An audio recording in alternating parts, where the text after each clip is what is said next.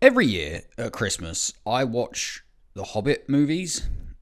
I don't really know why. They're not good, and I don't particularly like them. I think it might have to do with some sort of like residual coziness. Like, I was super cozy the very first time I ever watched them at Christmas, and now I do it every year to sort of trigger a sort of watered down version of that coziness. Does that make sense? Who cares?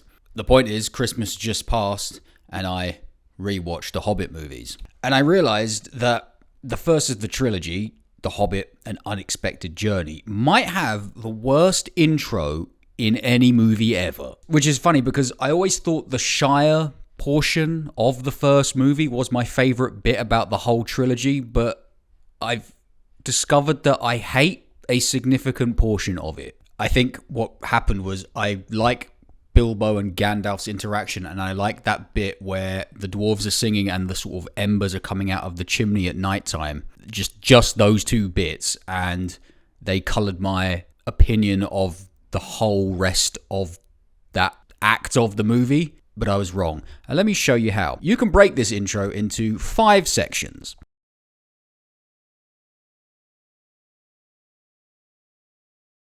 A horrid exposition flashback where we get all of the lore and all of the backstory for the movie just sort of thrown at our faces. Bilbo and Frodo when they're sort of just dossing about their house. The worst segue in the history of mankind, where old Bilbo becomes young Bilbo. Bilbo and Gandalf, the legendary start to everything. And the worst callback in the history of mankind, a reference to the Fellowship of the Ring so forced that it will make you sort of turn inside out from the anus upwards. Because Fellowship of the Ring started with an exposition flashback, every single movie that has come out since thinks it needs to do that too. Every movie. The problem is, not a single one of them has put in even an eighth of the effort that Fellowship did. Unexpected Journey included. Because this movie adds so much to bloat a children's book into 3 full-length epics, there's suddenly like just so much to explain, and this flashback does so about as clunkily as you could possibly imagine. It's Bilbo just sort of listing off the names of places and people and things with the occasional flowery bit of description thrown in to sort of mask the laziness of it all. You may think because you are being shown visuals of what Bilbo's voiceover is telling you that this is showing, not telling. It is not. This is telling with images. This is not showing. This whole thing could have been so much better if it was just like a cold open, like in Return of the King, the Deagle Smeagol bit. It could have just been a day in the life of Thorin Oakenshield, and then the dragon arrives. Bilbo and Frodo. This could have been good. I have no problem with the fan service inclusion of Frodo here. Elijah Wood showing back up is fine. I like it. It's the performance of Bilbo that is truly bizarre. First of all, I think Sir Ian Holm is great.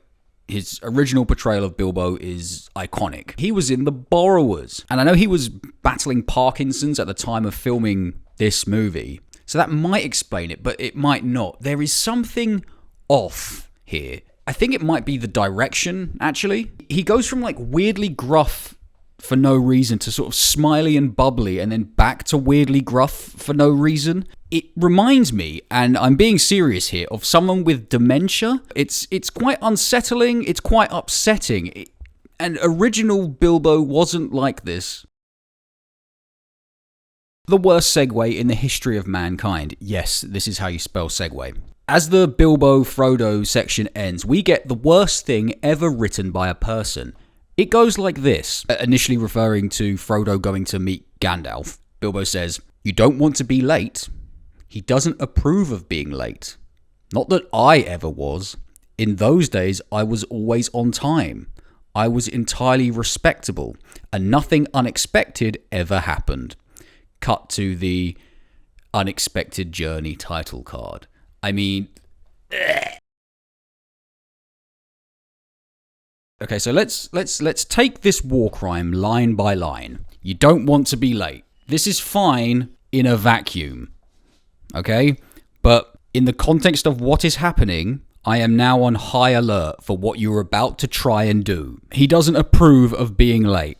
There it is. I mean, good grief. Could you make a more shoehorned reference to the Fellowship of the Ring?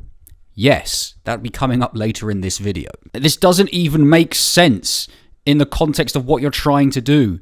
Obviously, this is a callback to that delightful interaction between Frodo and Gandalf in the Fellowship of the Ring.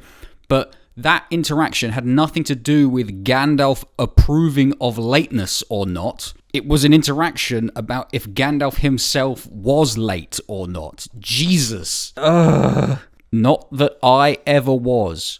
Holy jarring shift in the subject of your paragraph, Batman. It's like they suddenly realised that the Hobbit in the title of the movie isn't Frodo and is Bilbo. So they had to sort of whip it back to him. In those days, I was always on time.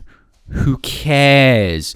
The subject of Bilbo's punctuality does not ever come back up in the rest of the trilogy. Why are you bringing it up here other than as some sort of desperate attempt at weak connective tissue running throughout this paragraph? I was entirely respectable and nothing unexpected. Oh, there you go. Let's get rid of that.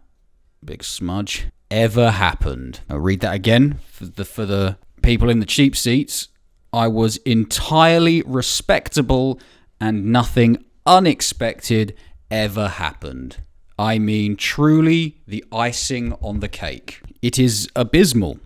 Abysmal. This sentence is spoken and written like respectable and unexpected are opposites to each other. They are not. Which is weird because the rest of the paragraph is doing its level best to set up the use of the word respectable. But why though? These two words are so unrelated that it feels like another whiplash change of subject, like not that I ever was. If you wanted like the little irony of saying nothing unexpected ever happened and then cutting to the unexpected journey title card, there has got to have been a better way than this. Shameful. Bilbo and Gandalf. I mentioned at the top of this video that I like this, and it is good. It is very, very good. Most of the dialogue is lifted straight from the book, which explains the goodness, but the new stuff fits in well. So Ian McKellen's and especially Martin Freeman's performances are amazing. Their dynamic and their chemistry is tip-top. No notes. And finally, the worst callback in the history of mankind. This might actually be an extended edition exclusive. I'm not sure. I've got the extended editions on Blu-ray because they came with the Lord of the Rings extended edition on Blu-ray.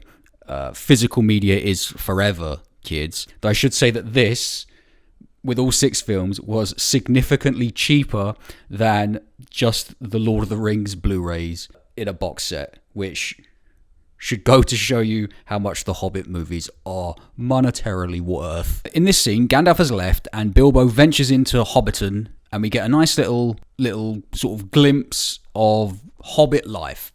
So far, so good. Then Bilbo asks a guy if that guy had seen a wizard and the guy proceeds to say, "Tall fellow, long grey beard, pointy hat." Can't say that I have. Again. Obviously, this is a reference to the legendary line of Barleyman Butterbur from Fellowship of the Ring. And yeah, it was funny then. It's not funny here, simply because it's so shameless. It's sickening in its audacity. It's like the movie is trying to sort of smother you with a Fellowship of the Ring poster. I mean, this is a shade away from the characters looking directly into the camera and just saying, "Remember Fellowship of the Ring? That was a good movie, right? Tall fellow?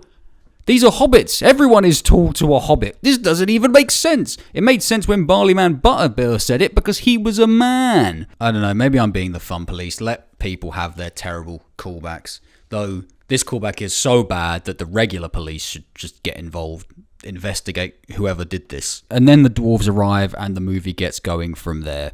I mean, I knew that the movies were doomed from the start behind the screen. I didn't realise how doomed from the start the movies were like on the screen.